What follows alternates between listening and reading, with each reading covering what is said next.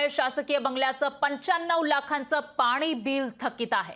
मुख्यमंत्री आणि उपमुख्यमंत्र्यांच्या बंगल्याचा यामध्ये समावेश असल्याची माहिती आहे। शासकीय बंगल्यांना त्यामुळे वेगळा न्याय का असा सवाल उपस्थित होतोय। राज्य सरकारकडून पाणी बिल कधी वसूल करणार बीएमसी असाही सवाल या ठिकाणी उपस्थित होतोय। एकीकडे 31 मार्च ही डेडलाईन असते, पाणी बिल असेल किंवा घराचा जो कर आहे, मालमत्ता कर तो भरण्याची 31 तारीख ही डेडलाईन असते, ती निघून गेलेली आहे आणि सर्व लोकांकडून बिल वसूल जी काही थकबाकी होती ती पालिकांनी वसूल केलेली आहे। पण सरकारी बंगल्यांची जी लाखोंची थकबाकी आहे ती कधी वसूल केली जाणार असा सवाल उपस्थित होतोय, कारण शासकीय बंगल्याचा 95 लाखांचा पाणी बिल थकीत आहे आणि यामध्ये मुख्यमंत्री उपमुख्यमंत्र्यांच्या बंगल्याचाही समावेश आहे। त्यामुळे राज्य सरकारकडून पाणी बिल बीएमसी कधी वसूल करणार असा सवाल उपस्थित होतोय।